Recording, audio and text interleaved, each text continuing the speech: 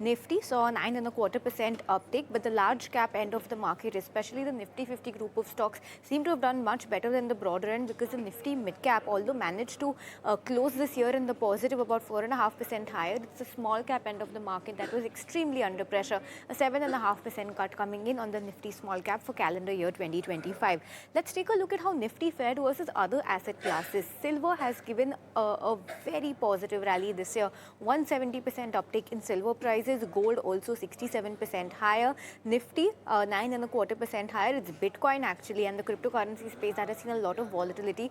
Bitcoin has eroded wealth by about 5.5% in the year gone by. Now let's focus on Nifty gainers and losers. The stocks that did well and not so much from the Nifty 50 group of stocks. Shriram Finance, the top sectoral gainer, 16.5% uptick coming in, and the recent run-up that we've seen in the stock on the back of that MUFG 20% acquisition deal did very well for the stock. Maruti Suzuki, Eicher Motors, Hindalco and Bajaj Finance. Hindalco is a new entrant into this top 5 list of the Nifty 50 gainers. Given the rally that we've seen in silver prices, in copper prices, metals have done well, and Hindalco has made it to the top 5 of the Nifty gainers. On the flip side, let's take a look at the Nifty losers. Tata Motors PV down by more than 50% this year. Trent, TCS, so the first 3 losers are Tata group of companies, followed by ITC and HCL Tech. So these are some of the big losers. HCL Tech is lower by 15.5%. So that's a 15.5% drop on HCL Tech. Nifty mid-cap gainers and losers. Let's take a look at what did well and not from the mid-cap group of stocks. L&T Finance was the top performer, a 125% uptick or more than double in stock price.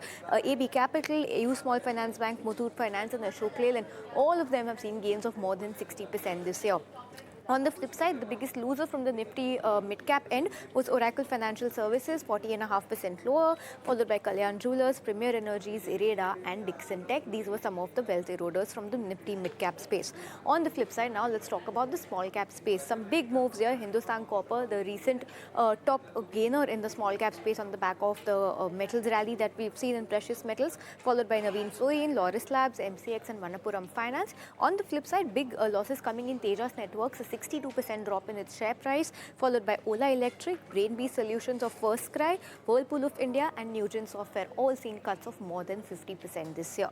Now let's talk about how the sectors have stacked up against each other. No doubt this has been the year of the Nifty PSU banks, almost a 30% uptick in the Nifty PSU bank index, followed by metals, auto, bank. Nifty Energy absolutely flat, a minor cut of about 1%. Then you have FMCG, Pharma, IT, and the top sectoral loser this year is Nifty Realty, a 17.5% cut on that index. Now, while we're talking about top sectoral gainers from the PSU banks, it's Canara Bank, Indian Bank, Bank of India, Union Bank, and SBI that have led to the rally in PSU banks.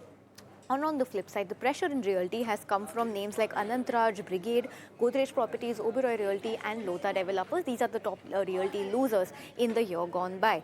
Now let's focus and talk about what the FII buying, selling figure and what the domestic institution have done. Record exodus of selling seen from FII's 3.02 lakh crore rupees of outflow. On the flip side, the liquidity in the market was supported by the BII 7.8 lakh crores of influx from the domestic institution firms, showing some support in the market. Lastly, let's take a look at how the global currencies have stacked up. Russia, look at the uptick in their currency, 43% higher. Seems like the US sanctions have done no harm to the Russian currency. This was followed by South Africa, the euro, Brazil, British pound. You had the Japanese yen that was absolutely flat, and in terms of major global currencies, it's going to be our rupee back home, which is the only one closing in the red with a cut of about 4.5%. So that in a nutshell is how the year 2025 has panned out for our markets.